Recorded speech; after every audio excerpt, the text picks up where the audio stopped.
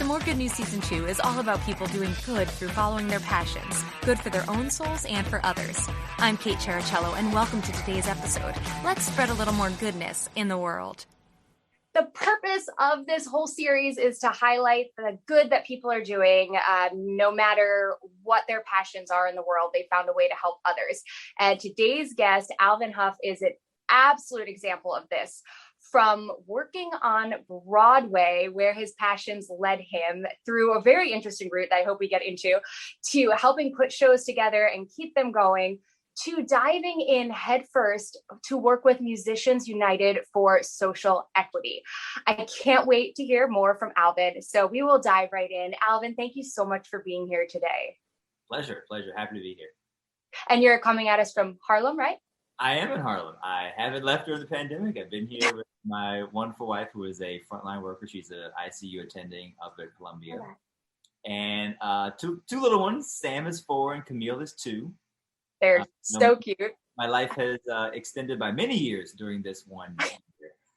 But I love them very much. Oh, I love it. I saw on Playbill actually it went through different people from Broadway and what they're doing, and I think it's a picture of you on the floor with the two of them just laughing. Yeah, there are many moments like that. So I'm going to remember those and cherish the roller coaster of it all. Mm-hmm. Well, hey, first question, Alvin, just tell me about who you are and what you do in your own words. I'm a person with 2 passions, and I loved your introduction, which means I'll say what you're hinting at. Been playing piano for 32 years now. Love it. Started when I was 5 on Halloween, totally by accident. No one in my immediate family plays or an instrument or sings or anything really. And I was sent to the after school room at elementary school this one day. And everyone who was on the list to come pick me up, they were all busy, hair appointment, doctor, whatever, something. They're like, I'm just chilling here for an hour. We'll come get you. So when my mom came to get me, the teacher told her, like, you see that piano over there? Yeah, Alvin wasn't banging on it like all the other kids are doing right now. He seemed to kind of sort of be trying to figure out how it works. Get the kids some lessons, see what happens. I loved it. My mom was super supportive of me my entire childhood. But she always told me, she was realistic. What happens if you break a finger? What happens if, what else do you like? What are your other interests? What is something else you like? Well, I made her buy me a rain gauge one, I don't know, Christmas or birthday or something. And I started measuring like how much rain would fall in the backyard with each storm. I'm from Washington, D.C. And I like bad weather, if that makes any sense. So today's perfect for you with this rain. Yeah, in New York today, it's raining pretty good. So I went into meteorology. So I mean, I guess I've always had these 2 passions. I went to Harvard, got my bachelor's there in Earth and Planetary Sciences. I went to Georgia Tech, got a master's in meteorology, and I graduated in the fall of 2008, right when the economy crashed. That last recession, not this. And being in Atlanta was great, and Georgia Tech has a partnership with the Weather Channel, with CNN. I thought like this was my path, but I wasn't giving up music by any chance. But I'm like, maybe this is something a little more stable, something I could rely more on. Well, and then economy crashed, and they couldn't hire anybody. So I guess I turned to my other passion. Like my wife, when she tells people what I do, like she and some of my other friends, like close friends, they're like, well, it seems like Alvin kind of fell back on Broadway. That's a very, loosey-goosey way of saying it, but I mean, I never let my music go. And when I couldn't find a job there, I said, well, I had a friend from DC actually move up to New York and say, I think you're good enough to play piano in New York. I didn't believe him. But when I was jobless after like 2 degrees, I'm like, well, let's give this a shot. So I moved here when I was 25 in 2009 and hit the ground running. And I've, through the right combination of hard work and right place, right time, and luck and skill and all these wonderful things coming together, I've been lucky enough to make a career here. And done a couple of tours, done a handful of shows. Before the shutdown, I was the associate music director at Tina. Fantastic show. I miss that crew, the ushers, everybody, obviously the cast, the band, like that, it was just a magical scene, and I'm excited to get back to it when it's safe, and we're all ready to go, and we're all vaccinated. Wonderful. And that energy of that show is just insane. Yeah. I really, no wrong. yeah. Did you have to sleep for a week after the first day of shutdown when your body realized that it was finally time to just breathe for a second? I wish, but my kids had other plans. So yeah. Yeah. Sleep is still hard to come by. So you covered this, my second question, beautifully, so I don't even have to hit that. It was just about how you got here, which I love. But I would love it if you told everybody just a little bit more of all the shows you have done already, because it's an insane list for being so young, and for someone who didn't even go to school for this, it just blows my mind. So please.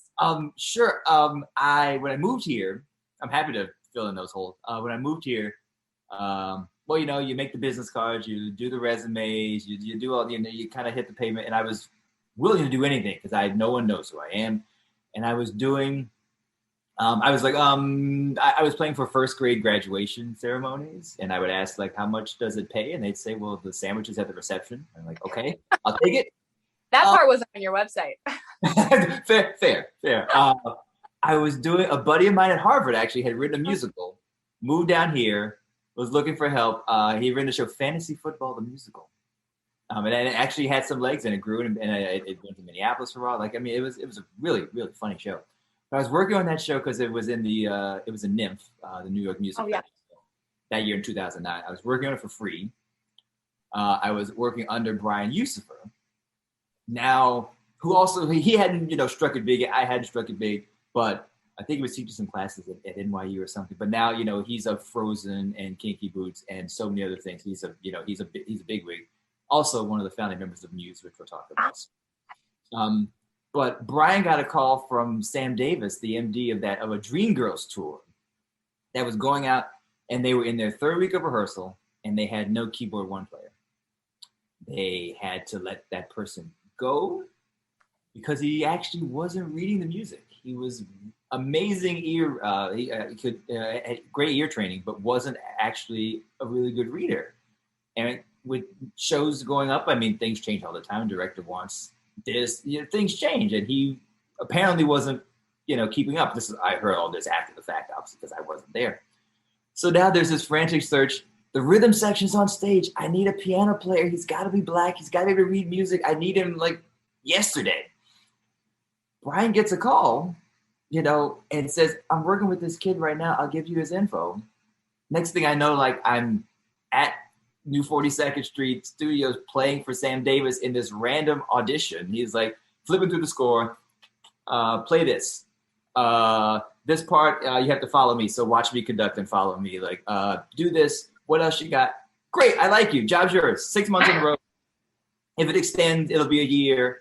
It was that moment of, when I talk to students or, mentees or things like that, I try to paint this moment as something of saying, when you do work, when you do good work, when you actually study and practice and trust that you've built a good foundation for yourself, you never know when your break is going to come. And then you don't have time to be scared or to be nervous or to, like, in that moment, I'm like, I'm just going to do what hopefully I've learned. I started off classically trained when I was 5, and I'd gotten into gospel at my church in DC, and I had been introduced to theater at 13.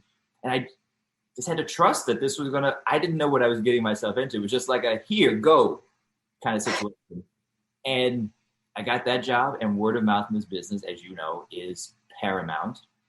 After that tour, I got back in town and I later learned I was being groomed by the music team at Memphis to eventually MD that tour, because they got me in as a rehearsal pianist on the Broadway show. They got me in as a sub on Key 2. They got me in as a sub to music directed here on Broadway.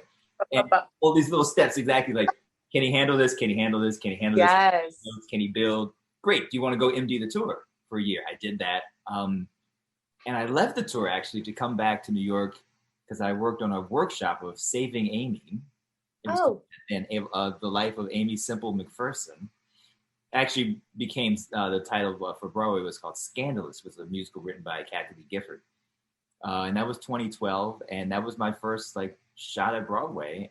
And it wasn't a long lasting show, but it was just kind of like the tip of the iceberg just to get my feet wet. I learned so much from other people backstage. It's funny how just being in the room, being around people who have done what you do and people who just, some of that just naturally rubs off on you in passing conversations or just watching and observing how people go about, honing their craft. Scandalous turned into Motown. I was assistant conductor there and keyboard too. Did the revival of Color Purple a couple years later. I was lucky enough to MD Once on This Island, that revival that came back. Quick funny story. It's like I said, it's skill and talent and hard work and luck. There's luck. I played some auditions randomly for Stephen Flaherty for Anastasia when they were out of town at Hartford Stage. They were auditioning in New York. And I played some auditions, several rounds, including the final callbacks. Stephen was there. It was great. I just thought it was a few days of work, move on with my life. Oh my gosh, it's Stephen Flaherty in the corner, don't mess up. And then 3-4 years later, he calls me and says, "You won't believe this. I wrote your name down in those auditions. You were an amazing audition pianist. When people would skip a verse, you would follow them. If they slowed down where they weren't supposed to, you would slow down with them. You were like actually genuinely concerned, like that, giving them the best shot to do their audition, not just read the music and like not giving a crap." And he said, "I wrote your name down," and I said, "I don't know when I'm going to use you or when I'm going to call you for something, but I want to work with you at some point." And when Once on This Island came around, he called me. It's this business. I'd like to think it's just people are always going to talk about you. Yeah. Whether you want to or not, and you just want what they say to be good. And like I said, luck is though when preparation and that skill meets the opportunity. I mean, none of this would have happened if you weren't so on your game and so caring about it and all of that. Wow. I try. Amazing. And from stalking you, everybody has to go to Alvin's website because I believe it's the media headline, you scroll down, the recording studio video of Mama Will Provide is on there.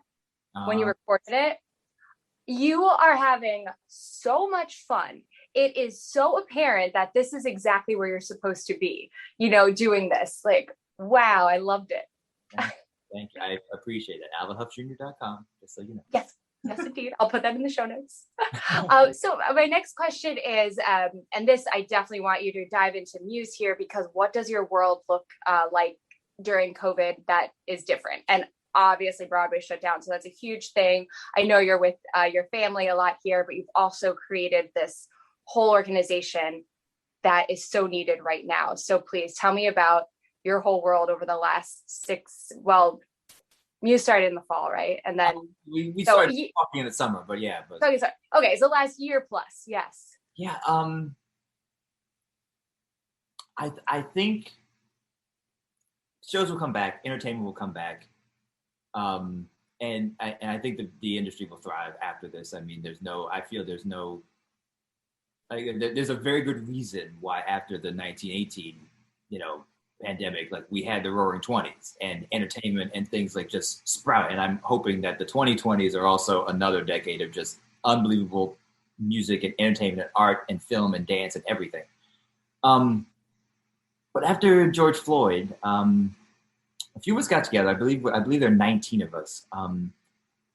And we just said something's got to change.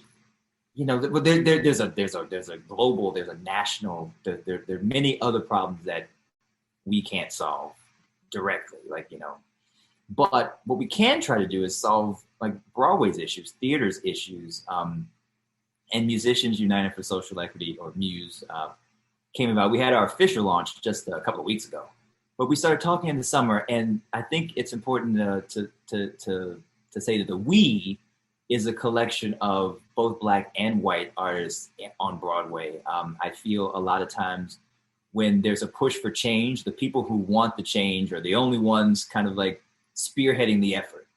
And Black people have been marginalized in this country for many reasons and for many years. And it's easy to get support amongst, our own. But to have a nonprofit, to have an organization where we have allies on the other side, we have white composers and orchestrators and people who are saying, this isn't right. How can I help change this? What can I do to make the music theater department, the music departments within shows like just look more like New York, look more like the country, to look more to, like I've talked about luck and being in the room. And I think that's really what MUSE is about. We want to give access to people who may not know that theater is an outlet for them. We want to give them access to just to be in the room, to talk to us, to talk to the founding members. Once things open back up, to give people a shot to be a music assistant, to sub on a show, to just have that access to people, to get a chance to show that, hey, I'm talented too. I may not have had the same education or gone the same route, but I think that's the beauty of theater. Like everybody's route is unique. There is no, I guess I'm living proof of that. Like, yeah, get a meteorology degree, then go into, and I think that's our goal. We want to be eventually a nationwide organization with a directory that, you can say, hey, if I need a French horn player in Seattle and I'm looking for someone of color, go to MUSE. And we're just looking for any and all support. We have great PR team we're working with. We've got all of our founding members are like diving in head first, especially in this time of, this lockdown, this shutdown time, just because like we have, unfortunately, we have the time to focus on this, and we hope that as things get back up and running, we can offer more opportunities and more, more events and more things like that. Check out museonline.org. We just announced a couple of scholarships that we're going to give to people who are aspiring. One to a student who's aspiring to get into the field, and one who's already in the field who just needs like an extra push to get to the next step. We're new, we're brand new, we're musicians. We, don't necessarily know how to run a nonprofit organization, but, we have the passion, we have the desire. We want people to succeed, because who knows if there's someone like me in a church or in a jazz club or somewhere that, doesn't know that, hey, I can do theater too. And that's an outlet for them. And we want to give them the chance to show themselves, to say, I have talent too, and I belong. Yes, wonderful. And I was so impressed by the directory too. I mean, it breaks it down in so many categories of like what a producer or director might be looking for. And I love that you can filter and find exactly, like you said, a French horn player in Seattle, whatever you need. Well done. We want to grow. We want to grow. So any, if you know a friend or someone like I think they'd be good for it, just send them to the website and encourage them to sign up. We're looking for all people of color. We're trying to, paint the pits a little differently and the creative teams a little differently. Fantastic. Now, going along with that, examples of goodness that you've seen through your work, and you yourself are already as a great example of that because of that path, and you followed that passion. You said, let's see where the doors that are opening lead to. That's an amazing example. What you're doing with MUSE already is an amazing example. The scholarships are incredible. Are there any other stories that you'd like to share of someone that you've seen maybe like you who didn't know that was an opportunity and found it, or someone you've already worked with in MUSE, anything?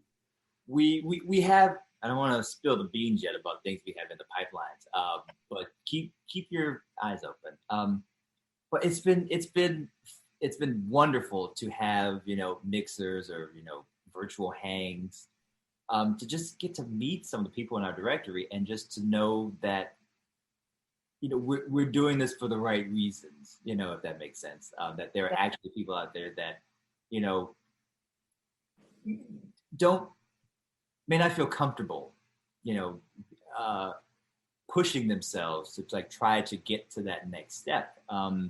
I think what we've kind of discovered is that we're trying to get rid of this, I don't know, stigma is probably too strong a word, but people see, Alex Lacamoire, Stephen Arenas and like all these big names, Kenny Seymour. And they're like, oh my gosh, I don't belong in this place. Like I'm not on that level. And that's not the point. We are trying to give our time, give our resources to people to say, no, we want to tell you what we know because we're not going to be around forever. And we don't want this to be like a flash in the pan. This is not, something short. We're trying to build pipelines. And, hopefully I have a long career ahead of me, and then I just want to be able to say, hey, I learned all these things. I want to give it to 1, 2, 10, 100 other people so that they can, share with others. And I just hearing stories, just over Zoom of, like, hey, I don't know. I don't have like specific examples, but like I'm music directing this show coming up in a couple of weeks, and I have an idea about, can I use this, set of instruments, or do I have to pick a, bassoon over? Yeah, I don't know. Like just people just talking about music. Yes. And it's really fun to see. And we're trying to find more ways to be more visible, to be, to put ourselves out there more. Because I think just getting that idea across that we are here to share what we know. Do we know everything? Of course not. And is our path the only way? No. Is our answer the only answer? No. There are many ways to get the right answer. But I think what's the right thing about theater is just to be creative and to just explore and to find something. And if it works, great. If it doesn't, go back to the drawing board and figure out something else. I think that's why everyone likes theater so much. You get to create. Yeah. And say, no, I think you should sing an A there. And you're like, well, actually, no, the A doesn't work. Try G. There are things to always finesse. And that I think that's why we're all here, because we love creating and we're not satisfied until, something new exists. That's a great way to put it. And I like how that kind of ties back to when you were saying about people asking questions and finding that community. You mentioned earlier about your first major production, how you were in that room and you were just learning from everybody around who had been doing this before. And it sounds like that is happening through MUSE already in just a couple of weeks of having an official launch. And there's conversations where I'm sure there's someone who is so inexperienced who's looking up to you like, oh my gosh, I'm talking to Alvin. He's on Broadway, And then it's the same way. I mean, everyone has their things that they're really, really good at. I mean, I am not necessarily, I love pianos. I love pianos. Like the technology behind some of these things, like the Pro Tools, the Ableton, like that's above my head. And it's like, just because I'm of a certain age, if someone 20 years younger than I do really knows how to use Pro Tools well, and I'm like, okay, teach me a trick. We can all, I think the best way to pass along knowledge is just to share. To, so many things are like close, like mine. I have to hold on to no, if you share, you might find something else new that you weren't expecting, So I think that's important. Amazing. That great words of advice too for life. Hey, Alvin, one more question, and it goes right along with that. Is there anything that you find yourself repeating, either in your talkings with people at MUSE, in teaching, when you talk to students, any like mantra, Alvinism, anything that you find yourself repeating that you'd like to share?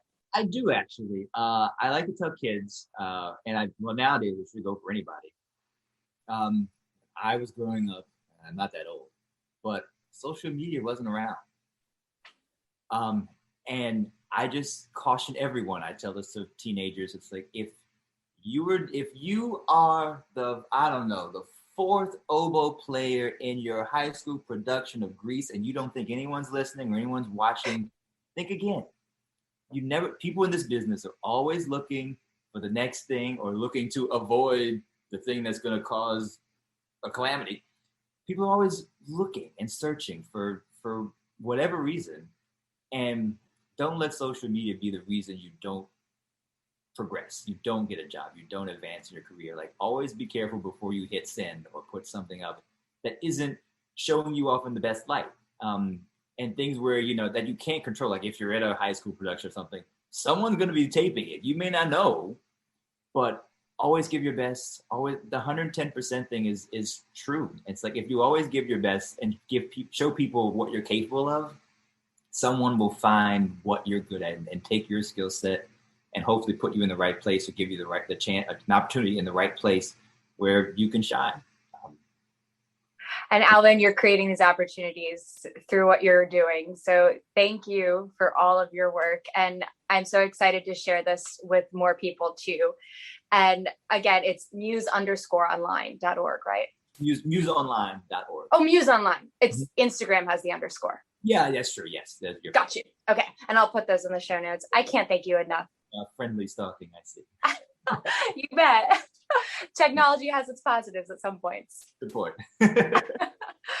Alvin, thank you so much. And I really appreciate your time. Thanks, Gabe. Love to be here. I'm glad to see you. You're doing some good for the world too. Oh, thank you. Thank you so much for listening. Follow me, Kate Chericello, at positively_Kate on Instagram for more. If you have good news that needs to be shared, please send me a message.